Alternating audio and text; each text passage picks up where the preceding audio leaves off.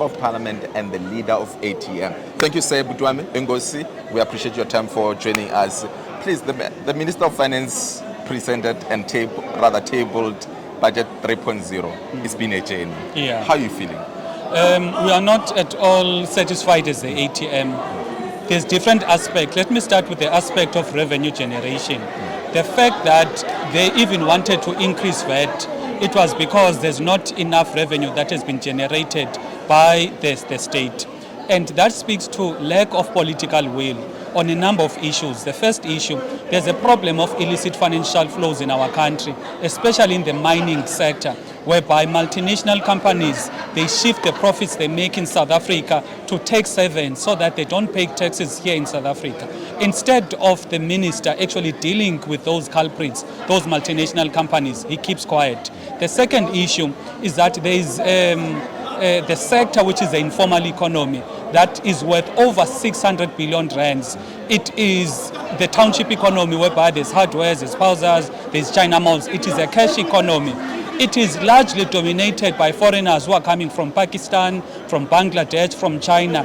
Now imagine this, a person comes from China, from Pakistan, from Asia, comes to South Africa, settles in our community, makes use of our infrastructure because they use our roads. If they are sick, they use our hospitals. If there's any security issue, they use our police services.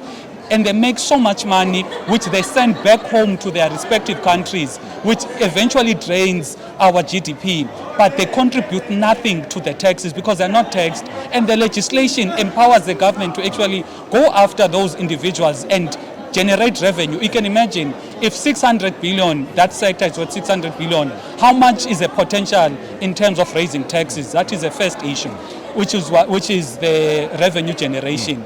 The other issue, it is how government has been mismanaging the finances of our country. We are paying 1.2 billion rands a day servicing debt costs. Now, what does that mean?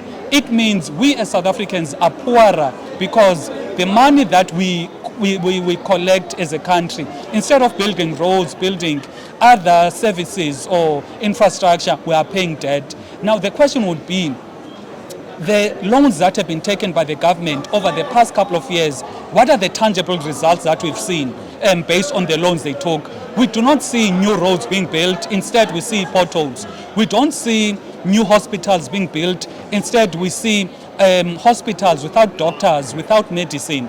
We don't see the value of the amount of loans that have been taken, but the burden is on us as South African citizens to pay debt, to pay all of these costs to service this debt. But speaking of that, to me it sounds like there's a wastage within the system. There's inefficiencies within the system. There's money, yes, where we keep allocating money into the education, health, and you can name them, but you don't see the results. What you're saying, you don't see the real impact of those money that have been allocated to those functions. What's your take? What's going on? Where are these inefficiencies and what needs to be done in order to remove these inefficiencies? Firstly, there's a culture of corruption. You know, corruption is synonymous with the ANC. You can never talk corruption in our country without saying ANC. You can never say ANC without saying corruption. Each and every initiative whereby there's public money that has been spent or that will be spent, there is the real possibility, in fact it's not even a possibility, it is a given. Bulk of that money will be mismanaged by the ANC. That is the root cause of the problem. Therefore, you can never talk about correcting the corruption and the mismanagement of the finances of our country and you don't talk about removing the ANC. Because if you want to truly, and removing the ANC is not only to remove the ANC in terms of the political deployments, but also remove the officials that are so embedded in the culture of the ANC of corruption, the culture whereby there's no government program that can move without any form of corruption. So that is what we are saying as a proposal. Secondly, there needs to be proper punishments on the people that are mismanaging the public finances. Every year the Auditor General will give us results as to this is how much irregular, wasteful expenditure. But not even once do we ever hear that these people have been arrested because they misused the public funds. Instead, You are going to have a person that commits corruption in one municipality, the ANC is going to move him in another municipality. If he messed up in a provincial level, it's going to be moved to be a backbencher in parliament. If he messes up as a minister in parliament, he's going to be made an ambassador.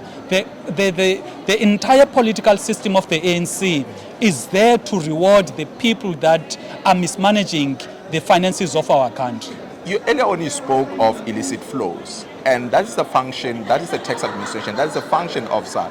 We've seen SARS being given additional 7.5 billion over medium term. What's your confidence on SARS with regard to closing those loopholes? Yes, we saw SARS having also, based on their results on the 1st of April, when it comes to their compliance revenue, they seems to be doing something around the compliance. But when you spoke of the loopholes that these multinational companies are actually taking money out of the country, what needs to be done there? Do you think the money that is being allocated to SARS, is it sufficient? Is it sufficient to buy skill, the capacity, to actually capacitate SARS in order to close these loopholes? The 7.5 billion that has been allocated is a tiny fraction compared to what the commissioner of SARS stated, because this discussion is not coming out of nowhere.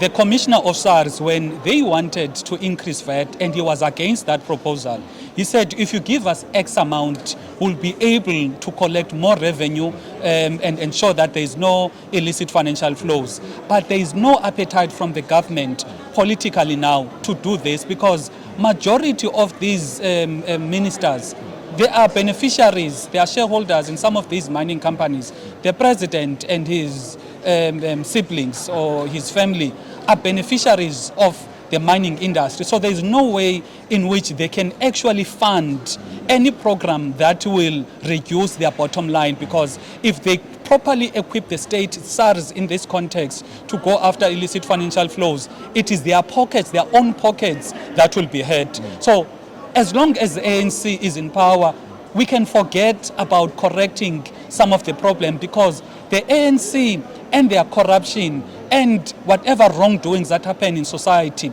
the ANC and its people are so embedded in that to an extent whereby you cannot want, for example, to say you want to correct the issue of drug dealing without removing the ANC, because ANC leaders are part of that. You can't say you want to correct the issue of illicit financial flows because the ANC leaders are part owners of these mining companies. You won't want to correct. You won't be able to have capacity to correct any of the problems that we face in society as long as the ANC is in power, because of how much they've been embedded in each and every single item that is wrong in our country. Earlier on, you mentioned about additional 2 points that when you reflected on the budget. Let me allow you to actually share with us additional reflection on the budget that has been tabled today. Yeah, so firstly, we welcome the fact that there's an appetite to go after the illicit trade in tobacco.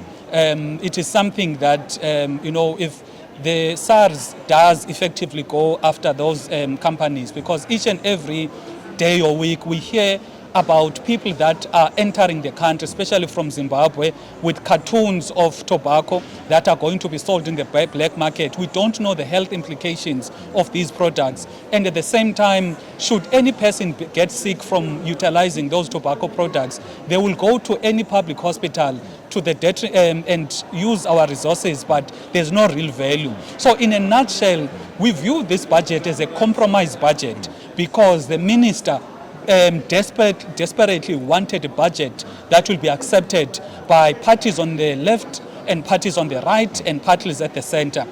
It is not a budget that will significantly address the concerns and the problems of South African citizens. And if you're to ask yourself a question, when the ANC had a majority of over 50%, what exactly did they do fundamentally to correct the financial status of our country?